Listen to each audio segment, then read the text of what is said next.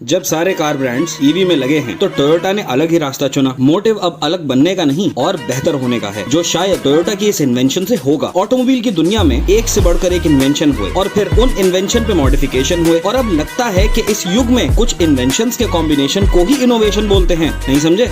एक टाइम था कार्स ऐसी विंटेज दिखती थी, अब देखो डिजाइन कैसा कर दिया। इसी तरह इंजन भी कई तरह के आए, लाइक 2000 सीसी डीजल इंजन जो 52 bhp की पावर ऑफर करता था, फिर पावर इंक्रीज की गई और इंजन छोटा किया गया। तो आज 1000 CC petrol engine 80 to 90 bhp की पावर प्रोड्यूस कर देता है। फिर उसमें लगा दो टर्बो चार्जर तो पावर 110 से 120 bhp पहुंच जाती है। मतलब कॉम्पैक्टनेस का जमाना है। ऐसे युग में जब रिलायबिलिटी, पावर, माइलेज और सेफ्टी जैसे पैरामीटर्स में कार ब्रांड्स रेस लगा रहे थे, तभी एनवायरमेंट स्टैटिस्टिक्स ने पोल्यूशन की वजह से पेट्रोल और डीजल इंजन पे रोक लगाने की भारी कोशिश की, जिस वजह से यूएस कार मार्केट में टेस्ला और हमारे इंडियन कार मार्केट में टाटा और महिंद्रा ने इलेक्ट्रिक व्हीकल्स बनाने का सोचा, ताकि पेट्रोल और डीजल से होने वाले पोल्यूशन में इन कार ब्रांड्स का योगदान ना हो। और जब कोई किसी डेवलपमेंट में पहल करता है तो बाकियों को भी हिम्मत होती है वो करने की। जब इंडिया में सब लोग ईवी पे जश्न मना रहे थे, तभी एक बात उभर के सामने आई कि ग्लोबली सबसे रिलायबल कार मैन्युफैक्चर करने वाला ब्रांड टोयोटा कहाँ है, क्या कर रहा है। इन्होंने एक जमाने से हाइब्रिड कार्स पे काम किया है, मतलब पेट्रोल डीजल कार से हट करके बैटरीज पे आ चुके थे, जैसे कि इनकी प्रायस और कैमरी। तो जब ऑल्टरनेट फ्यूल की तरफ जाने में टोयोटा बहुत टाइम पहले पहल कर चुका था, तो अब क्या कर रहे हैं वो। और जब टोयोटा ने अपनी टेक्नोलॉजी रिवील की तो छक्के छूट गए सबके। जो टेक्नोलॉजी पहले स्पेस में, फिर आर्मी में और फिर प्रीमियम और luxury car brands rarely use करते हैं, वो टोयोटा कमर्शियली वाइड मैन्युफैक्चरिंग और हाईली यूज के लिए डेवलप कर रहा है। एक हाइड्रोजन इंजन, जबकि पहले से हाइड्रोजन इंजन टोयोटा की मिराई में आता था, बट उसका इंजन हाइड्रोजन को फ्यूल सेल्स के तौर पे यूज करता था, जिस वजह से चीजें एफिशिएंट नहीं थी। यहाँ पे टोयोटा अब एक हाइड्रोजन कंबशन इंजन डेवलप कर रहा है। इस पे बात करने के लिए इसकी टेक्नोलॉजी को जानना बहुत इंपॉर्टेंट है। अब क्योंकि टिपिकली यूज किए जाने वाले फ्यूल्स जैसे कि पेट्रोल, डीजल हल्के हल्के खत्म हो रहे हैं और इनसे पोल्यूशन भी बहुत हुआ, तो ऐसे में हाइड्रोजन एक परफेक्ट फ्यूल हो सकता है, बिकॉज हाइड्रोजन काफी मात्रा में पाई जाती है और एक नॉन न्यूक्लियर पावर सोर्स होने के बावजूद इसकी एनर्जी डेंसिटी बहुत ज्यादा है। इसको मैकेनिकल इंजन में यूज करने से कोई एग्जॉस्ट नहीं निकलता, ये नॉन टॉक्सिक है और इसको काफी सारे तरीकों से बनाया जा सकता है। जहाँ पेट्रोल या डीजल कुछ टाइम स्टोर करने पे खराब हो जाते हैं, इसको काफी टाइम तक स्टोर और दूसरी जगह आसानी से कैरी भी किया जा सकता है। अब क्योंकि हाइड्रोजन अभी भी काफी जगहों पे यूज किया जाता है, तो अब कार्स में क्यों नहीं, बिकॉज ये अच्छी